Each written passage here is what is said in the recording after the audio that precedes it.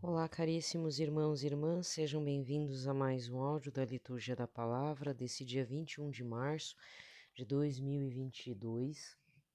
Estamos na terceira semana da Quaresma, tá? A cor litúrgica vai ser a roxa. O santo do dia é São Nicolau de Fluelen, ou Flue, né? E seguindo, né? Seguindo. Muito bem, gente. Essa semana nós vamos ter uma liturgia em que a cor litúrgica será a branca. Dia 25 agora, Anunciação do Senhor, tá? Momento da concepção de Jesus no ventre virgem de Nossa Senhora. Mas vamos, né? Não vai ter pitaco, vai ser um áudio super rápido, até porque eu tenho que gravar um pouco mais para frente. Então vamos lá. Pelo sinal da Santa Cruz, livrai-nos Deus Nosso Senhor, todos os nossos inimigos, em nome do Pai, do Filho e do Espírito Santo. Amém. Vamos rezar uma oração a São José, estamos no mês dele. Um Pai Nosso, uma Ave Maria, um Glória ao Pai, para as intenções do Papa Francisco, Papa Emérito Bento XVI, né? Rezando para todos que necessitam de nossas orações, lembrando que nessa sexta-feira, Anunciação do Senhor, o Senhor Jesus, vai. O Papa Francisco vai estar consagrando a Rússia e a Ucrânia ao Imaculado Coração de Nossa Senhora. Então, muito provavelmente a data escolhida não foi aleatório, porque se fosse assim, eu já tinha feito, né? Na semana passada, o começo dessa semana. Então, lembrando, além do dia de ser Anunciação do Senhor, vai ser o dia em que todos são convidados a consagrarmos a Rússia e a Ucrânia ao Imaculado Coração de Nossa Senhora, conforme também uma disposição já solicitada há mais de 100 anos, né, nas aparições de Nossa Senhora de Fátima. Então, quem lê os canais de notícia como aleteia.pt, como ACI Digital, etc, etc, ACI Prensa em língua espanhola, Zenit News também, assim, como é que eu vou dizer? Não é infelizmente. Infelizmente o que está acontecendo é que os puristas, né, estão dizendo que para que colocar a Ucrânia junto.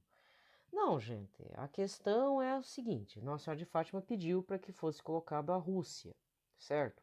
Por muito tempo, aquela parte ali da Polônia, Ucrânia, toda aquela região ali do leste europeu, ele estava sob o domínio da URSS, antiga União Soviética.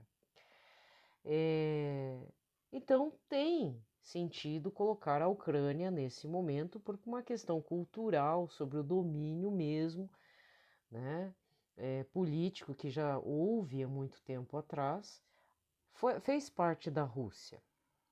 É que tem gente reclamando do seguinte, que a Ucrânia não precisa entrar nessa consagração. Não, ela precisa. Não só ela, como todos os outros povos eslavos ali do leste europeu, que já fizeram parte da União Soviética. Não é porque já são independentes, né, que não há necessidade. Muito bem. E também dizer, não vamos ser puristas também, né? Não se deve ou deve colocar. Não, a questão não é essa. A principal é que o Papa Francisco diz que nominalmente vai dizer que vai consagrar toda a Rússia ao Imaculado Coração de Nossa Senhora. Porque o que aconteceu? Essa consagração já foi tentada 3 vezes, com 3 papas diferentes. Com 3 papas diferentes. O último foi São João Paulo II, que não pôde falar nominalmente que a Rússia foi consagrada à União, na época a União Soviética foi consagrada ao Imaculado Coração de Nossa Senhora, nominalmente. Então 3 papas tentaram, mas foram impedidos. Então agora, penso eu, é uma questão assim, meio desesperada, né? Porque foi mais de um século que a aparição aconteceu. Nenhum dos três papas diferentes conseguiram falar: estamos consagrando a Rússia, a União Soviética, o Imaculado Coração da Nossa Senhora. Nominalmente eles não conseguiram, foi só intencionalmente. Então, é uma importância muito grande. Se o Papa Francisco conseguir colocar a Rússia de forma nominal dessa vez, vamos rezar para que a consagração de fato ocorra. Sejamos leigos, consagrados, sacerdotes. Então, muitos cardeais vão participar, certo? Mas sempre existe aquele que não vai querer que esta consagração aconteça, porque lógico, mesmo dentro da igreja existem o povo aliado do anticristo. Esse é o ponto é, sensível, né? Que nós já deveríamos estar pelo menos sabendo. Dentro da igreja, dentro dos estados, tem aqueles que são a favor de Cristo e aqueles que são do anticristo, que são contra Jesus Cristo, certo?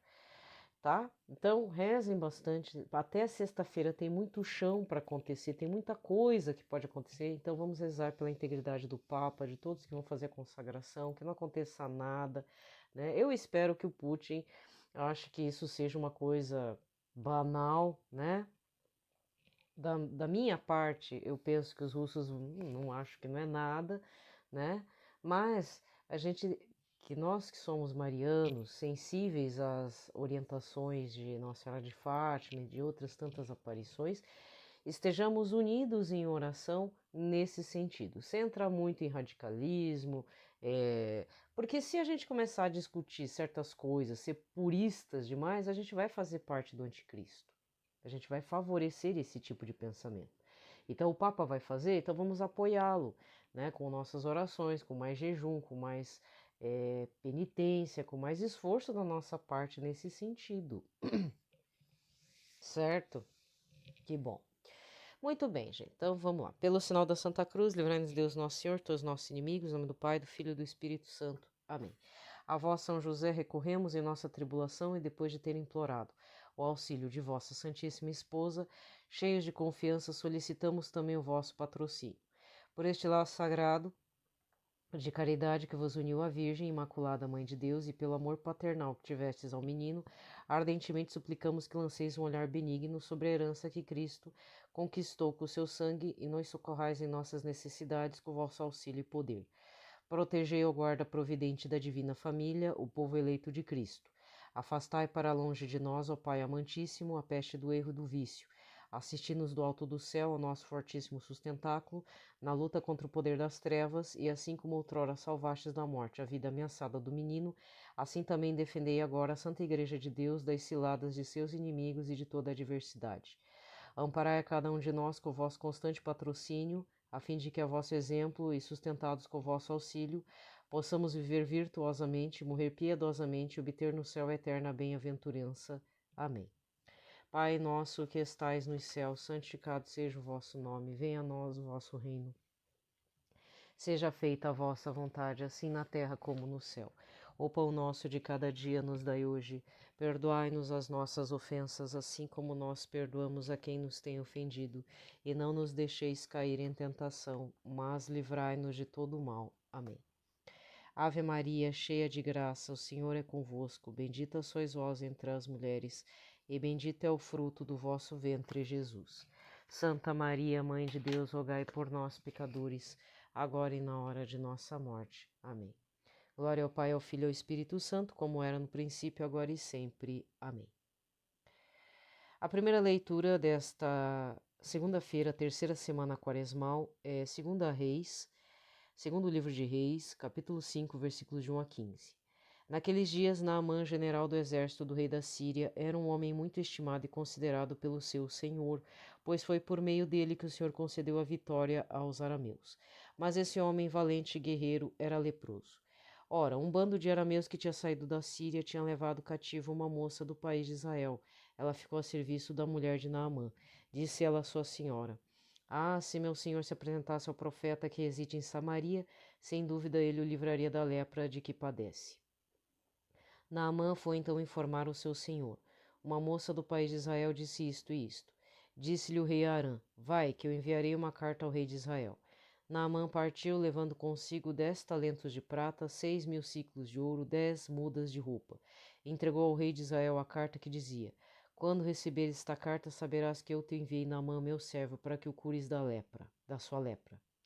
O rei de Israel, tendo lido a carta, rasgou as suas vestes e disse: Sou Deus, porventura, que possa dar a morte e a vida para que este me mande um homem para curá-lo de lepra? Vê-se bem que ele busca pretexto contra mim. Quando Eliseu, o homem de Deus, soube que o rei de Israel havia rasgado as vestes, mandou-lhe dizer: Por que rasgaste tuas vestes? Que ele venha a mim para que saibas que há um profeta em Israel. Então Naamã chegou com seu cavalo e carros para a porta da casa de Eliseu. Eliseu mandou um mensageiro para lhe dizer: Vai, lava-te 7 vezes no Jordão e tua carne será curada e ficarás limpo. Naamã, irritado, foi-se embora dizendo: Eu pensava que ele sairia para me receber e que de pé invocaria o nome do Senhor seu Deus e que tocaria com sua mão o lugar da lepra e me curaria. Será que os rios de Damasco, o Abana e o Fartar não são melhores do que todas as águas de Israel para me banhar nela e ficar limpo? Deu meia volta e partiu indignado. Mas seus servos aproximaram-se dele e disseram-lhe: Senhor, se o profeta te mandasse fazer uma coisa difícil, não a terias feito? Quanto mais agora que ele te disse: Lava-te e ficarás limpo.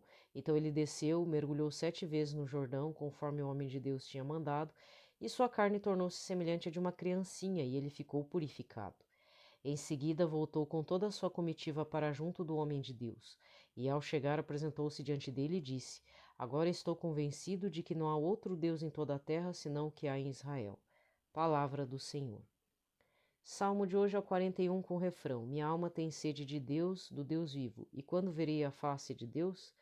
Assim como a corça suspira pelas águas correntes, suspira igualmente minha alma por vós, ó meu Deus.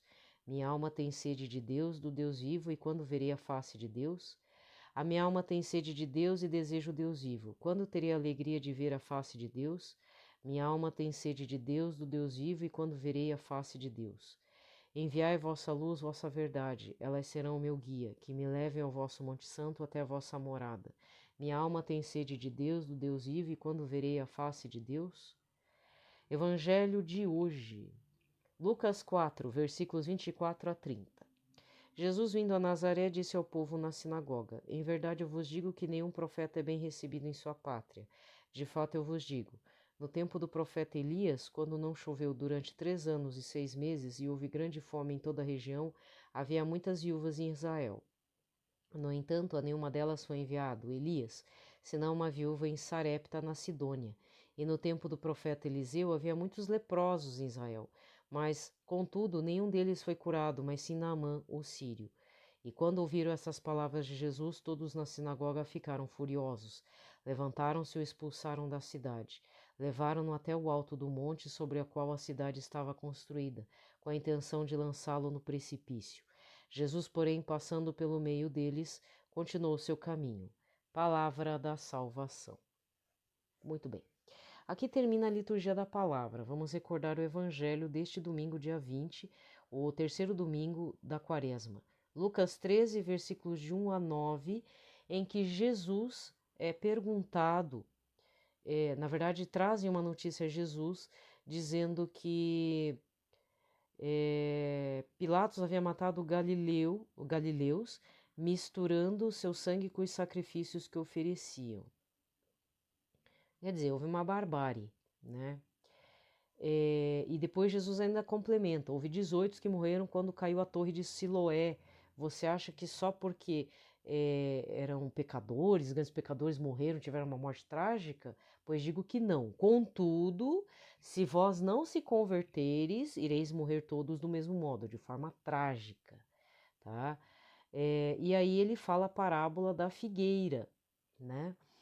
Que um homem dentro da sua vinha possuía uma figueira, só que a figueira não produzia figos e pediu para que o vinhateiro cortasse.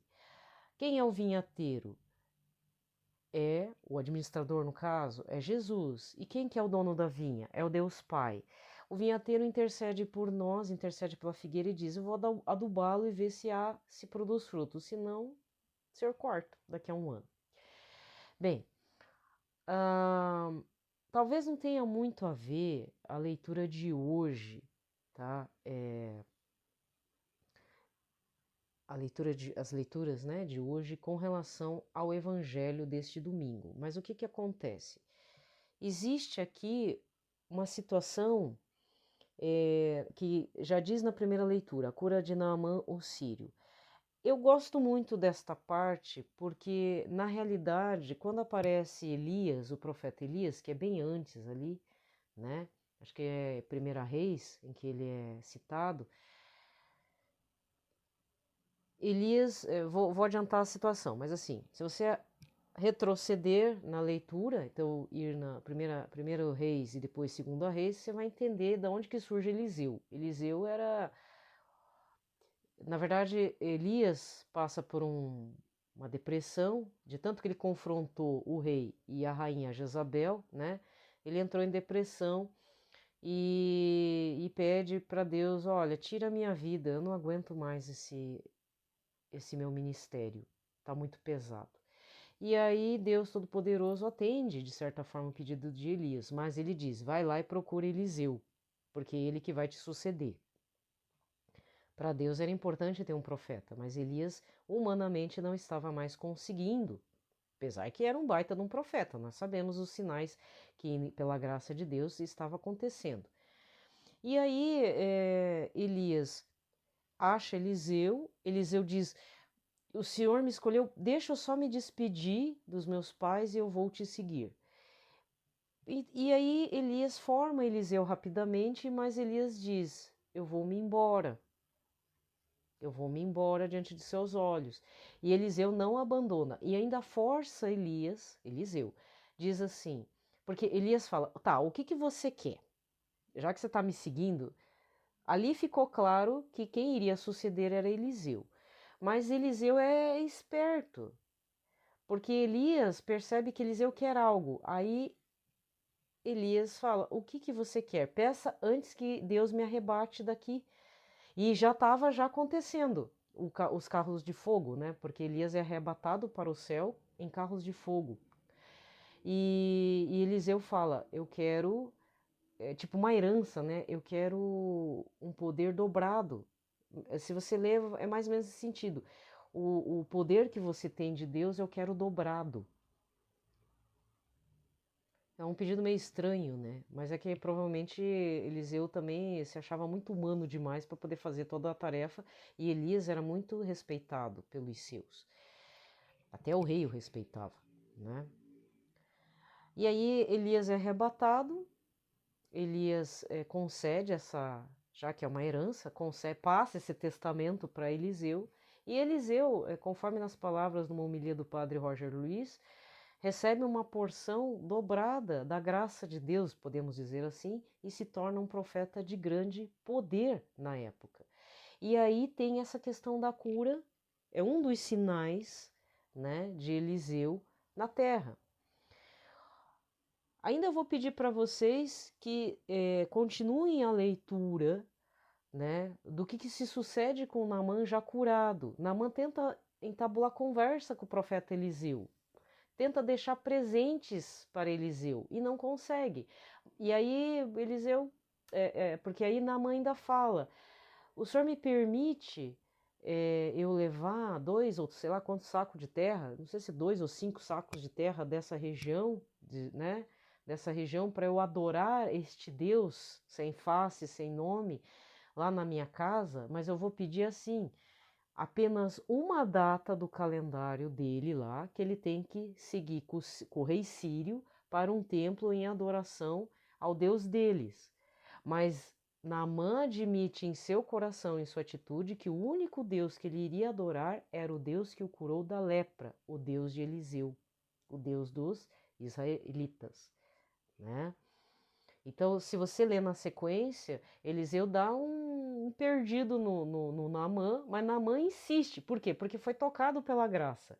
A graça da cura foi tão grande que foi um misto de alegria com a graça de Deus e ele se sentiu impelido em adorar aquele Deus, ao Deus Todo-Poderoso. Então ele fala, então é importante dar continuidade. Jesus no Evangelho, né, está dizendo o quê? Nesse Evangelho desta segunda-feira. Ele cita a viúva de Sarepta, curada por Elias. Não é curada, foi salva, né, da fome, porque teve que alimentar o profeta, isso que era uma estrangeira, e ela ia só comer o restinho de pão, de pãozinho sem fermento para ela e para o filho e morrer de fome. Mas ela cede a pedido de Elias para que prepare essa pequena porção de farinha com azeite para ele.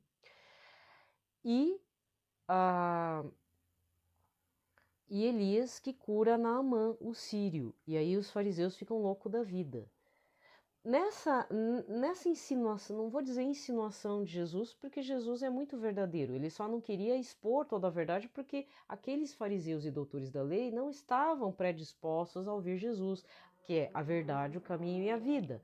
Então ele fala por meio de códigos, digamos assim. Então não é algo insinuado, mas, enfim, aqui ficou meio mal colocado esse termo insinuado, mas Jesus não insinua. Jesus não tem esse coração como dos fariseus, mas ele passa um código a dizer que, cuidado, existem estrangeiros que podem ser salvos com a graça de Deus, porque vocês estão jogando a sua libertação espiritual, ao encontro do reino dos céus, por não aceitarem o Messias que está ali na frente deles.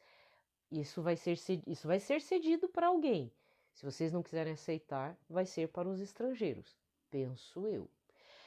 Aí, se você pega a leitura, por exemplo, estamos no ano litúrgico C. Se você pega o ano litúrgico A, o evangelho do terceiro domingo da quaresma se refere a. Deixa eu até pegar aqui. Deixa eu ver se eu tenho a indicação na Bíblia da Ave Maria. É a passagem da Samaritana. E é a passagem longa, ainda por cima, né?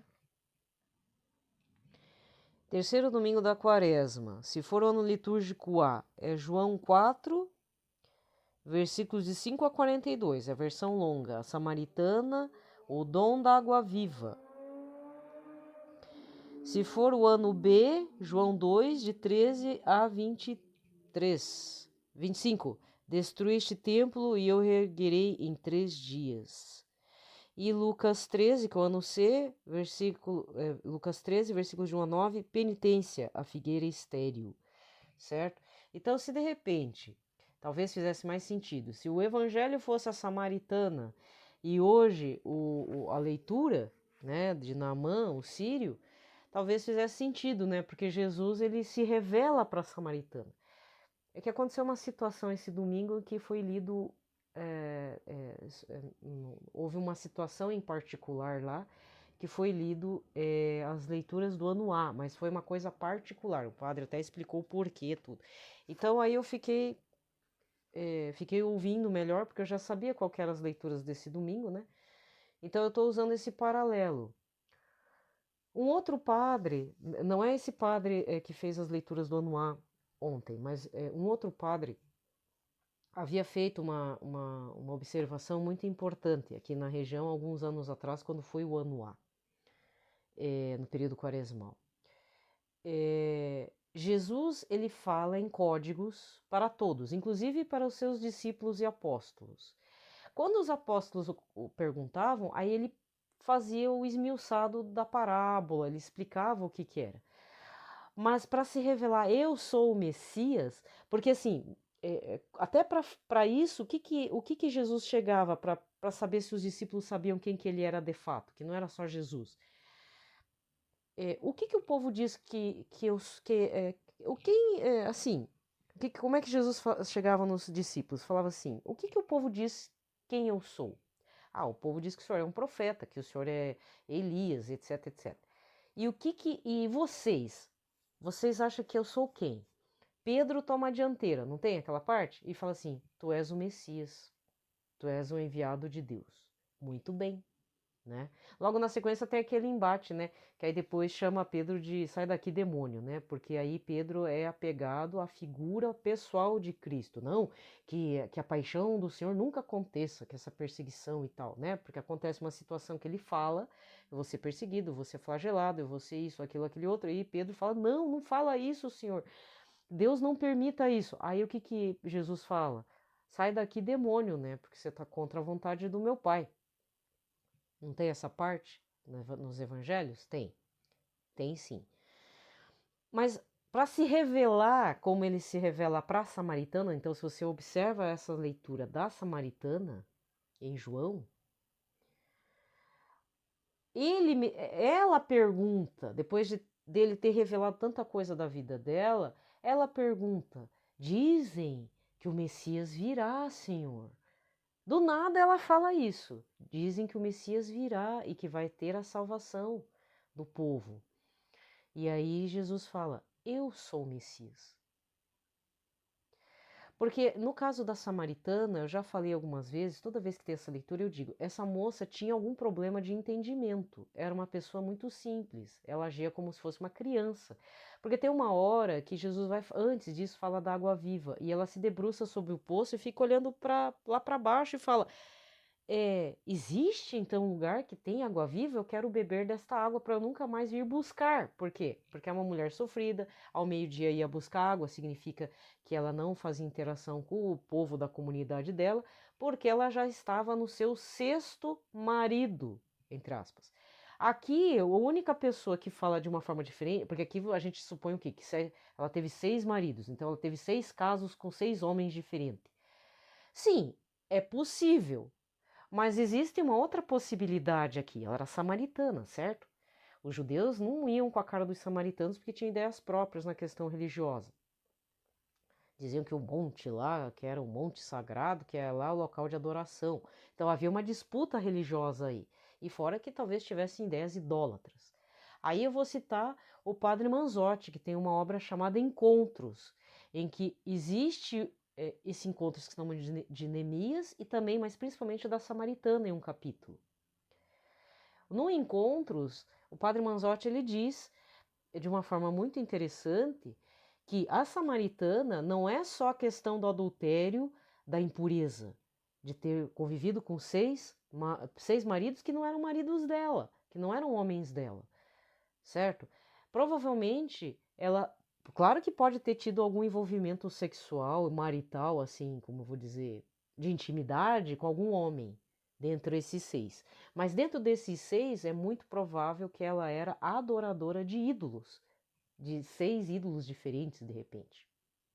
Porque adorar a um ídolo significa romper uma aliança, romper o casamento com o Todo-Poderoso também. Então isso é explicado nesse livro. Então se você quiser confrontar, você vai lá e compra o livro do Padre Manzotti, ou baixa em PDF, tá? Então, dentro desse evangelho da Samaritana que eu estou trazendo, que faz sentido, por incrível que pareça, essa leitura faz sentido a partir do momento que eu fiz a leitura, para mim, das leituras de hoje, dessa segunda-feira. Eu queria terminar dizendo, primeiro, a samaritana ela é uma grande pecadora, porque pode ter tido envolvimento com homens, mas também pode ter sido uma adoradora de ídolos pagãos. Ela trazia para ela deuses pagãos até contra os samaritanos, né? Coisa que não era nem aceita pelos samaritanos. E são colocados 6. Intuitivamente ou inconscientemente, Jesus se coloca como 7º e último marido dela. Porque depois ela faz a pergunta, dizem que vai vir, a salvação vem dos judeus porque vai vir o Messias. E o que Jesus fala? Eu sou o Messias. Ele se revela aberta e declaradamente na frente dela que ele é o Messias e que ela poderia adorá-lo, que ela poderia tê-lo como marido, inclusive. E ela larga tudo e vai embora para dizer o quê? Tem um homem no poço que revelou minha vida. Mas antes disso ele fala, Deus Pai, né, Deus Todo-Poderoso quer adoradores em espírito e em verdade. Então, aí faz sentido dizer que ela era uma adoradora de ídolos pagãos, que ela se entregava de corpo, alma e espírito para aquele monte de barro feito à mão, mas que próprio Jesus está dizendo: você pode adorar ao Deus vivo, a água viva, eu sou o Messias. E realmente, a samaritana é a única que recebe essa revelação diretamente, porque nem os apóstolos têm essa revelação. Jesus ainda segue pelas entrelinhas. Quem vocês acham que eu sou? O que o povo acha que eu sou? Por isso que os discípulos, quando veem Jesus falando com a mulher, acham estranho. E Jesus está lá em êxtase, né? Ele vai falando da experiência. Porque olha só, gente, vocês acham que é só a gente que tem uma experiência grande da fé, de abertura, de conversão? É só ler depois. Os discípulos estão preocupados com o bem-estar de Jesus. O senhor come aqui? Não. Jesus fica lá falando, né? Ele tá tendo uma visão, assim, tipo, ele tá sentindo aquele momento da alma de uma alma ter sido resgatada, que no final é a alma que vai levar todo o povo daquela comunidade samaritana para falar com Jesus. E Jesus vê, né? Oh, quantos que vão se converter, mas ao mesmo tempo ele está lá exultando internamente. Eu penso, né, que ele está lá exultante, feliz da vida, por ter aberto o coração e entrado no coração e na vida daquela samaritana. Ele estava em momento de êxtase ali, porque ele estava só falando daquilo. E os discípulos não estavam entendendo pelota, porque eles tinham saído, eles estavam procurando comida material, né? Então, se você ler toda essa passagem, Jesus dá uma continuidade de que ele está muito contente, que ele está em êxtase. Dá a impressão, assim, que ele está falando lá e os discípulos... O que Jesus está falando? Será que a samaritana deu de comer para ele? Parece aquele papo do pão lá no meio da tempestade, né? Certo? Então, o único pitaco hoje é sobre isso, sobre essa leitura que não tem nada a ver com o evangelho do ano C, mas tem a ver com o evangelho do ano A, certo? Porque aí, para mim, fez sentido. De qualquer forma, tanto a Figueira Estéreo vai ser a leitura norteadora dessa semana para mim, mas também a parte da Samaritana. Mas eu queria trazer para vocês tudo o que eu aprendi com relação a tudo o que eu ouvi com relação a essa passagem. Né? Então, às vezes tem um padre com a percepção. É que nem também uma vez tem um padre que hoje em dia ele ajuda o padre Manzotti, quando ele não está, é um padre já de idade. E ele falou do filho pródigo. O filho pródigo, ele lembra do pai, quando ele vê que fez uma burrada, e ele diz, eu vou voltar para a casa do meu pai, porque lá até os servos comem melhor do que eu aqui com as lavagens, que não é nem lavagem, até os porcos comem melhor que eu, né? Nesse país estranho. Então, o que ele fala? Porque meu pai, meu pai, meu pai. Ali é citado 5 vezes o pai, pelo filho pródigo. Então, são pequenos detalhes que ajudam depois no estudo da palavra. Depois, lá para frente, faz sentido. Né? E realmente, Jesus não se revela a mais ninguém que ele é o Messias. Inclusive, todo o populacho, todas as pessoas, os fariseus, fica aquela dúvida. E agora? Ele é um profeta? Ele é Elias que viria? Ou ele é João Batista? Então, havia essa confusão, né? Então, não tinha como tirar, não tem como fazer reconhecimento facial, então eles achavam que era João Batista ressuscitado, que era Elias que deveria vir, que era um outro grande profeta, porque deu pão, deu palavra, nos acolheu, mas não passaram pela cabeça da grande maioria que Jesus era o Messias. E mesmo assim, quem acreditava que Jesus era o Messias ficaram com medo. Depois que Jesus morreu, ficaram todos escondidos, ainda ressuscitou, apareceu para eles, mas ainda ficaram com medo. Jesus o que diz? Eu vou enviar o Consolador, que aí é o momento de Pentecostes. Por isso que também celebramos Pentecostes depois da Páscoa do Senhor, para nos dar o fortalecimento dentro do Espírito Santo. Que aí Jesus está lá no céu ressuscitado, esperando, dando orientações, né, de lá para cá, se a gente reza ou se a gente tem uma conexão com ele, que é muito difícil, né, devido aos ruídos da internet, dos fake news, do mundo e tudo.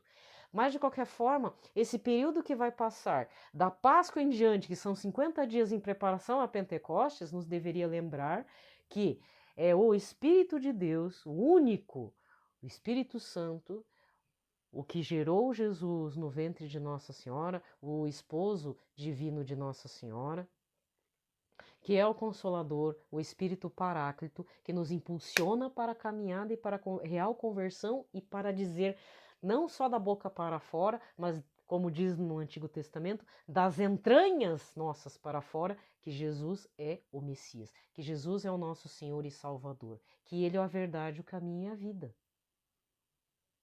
É só pelo Espírito Santo. Vai ter momentos que estamos fora do Espírito Santo, que o Espírito Santo vai estar fora da gente? Sim, por quê? Porque estamos imersos no pecado.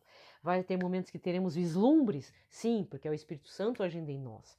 Mas é preciso que sejamos minimamente um templo limpo para estarmos recebendo o Espírito Consolador, o Paráclito, certo? Então, a Páscoa não termina com o coelhinho da Páscoa, o que o coelhinho como é que é? Coelhinho da Páscoa que desde besta, né? Não é só o ovinho de chocolate, mesmo que você possa comprar pagando R$ 80 no Ferrero Rocher ou 30, R$ 40 num da Barbie. Adeus o livre, caro pra caramba, dá pra comprar arroz e feijão, né? Então o que que acontece?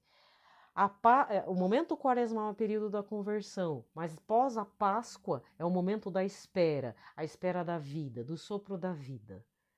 É isso que nos deveria mover. Por isso que, para mim, são 3 meses, não é só a quaresma. Tem mais meses aí para nós estarmos meditando também a vivificação da nossa vida, da nossa fé, da nossa caminhada. Então não termina com a Páscoa, gente. Mesmo que Jesus ressuscite, que a gente vai estar lá nas oitavas da Páscoa, que depois vai ter primeiro domingo da Páscoa, pós-Páscoa, da segundo domingo da Páscoa, até chegar em Pentecostes, a gente deveria se preparar para sermos ressuscitados nele, para ele e com Jesus. Pronto. Eu termino hoje, então, a liturgia, né? Hoje já está um pouco melhor, né? Então, vamos ver se não há falhas, mas lembrando que se tiver falhas é porque aí eu não vou repor o áudio, a não ser que a coisa, né, avançou, mas a princípio já está, como diz, temos que ser resilientes, né, dentro de todo o trauma. Então a gente precisa retomar isso, tá certo? Então desejo a todos uma ótima semana. Lembrando, dia 25, consagração do Papa, rezem por ele, dobrem o joelho por ele, façam alguma coisa aí, tá? Unidos em oração com o Papa, nesse sentido, mesmo sendo leigos. E quarto domingo da quaresma é o domingo da alegria, em que o Papa vai vestir rosa, o Padre Manzotti vai estar de rosa, quem mais vai estar de rosa? O Padre Paulo Ricardo vai estar de rosa, se você acompanha ele no Apostolado Petrino, eu acho, eles colocam homilia depois, né? Mas você vai ver o Padre Paulo Ricardo de rosa, e se não me engano, o Padre Gabriel Vilaverde também tem um paramento rosa. Não são todos os padres que usam, não são todos os padres que sabem que se usa rosa, porque são só 2 momentos litúrgicos, né, que eu sempre vou bater na tecla, é lá no Advento, se não me engano, o 3º domingo do Advento, e agora no 4º domingo quaresmal se usa o rosa, tá? Então não ache estranho se vocês verem essa cor presente nesse domingo que vai vir. Pronto, já falei. Tchau para vocês, fiquem bem.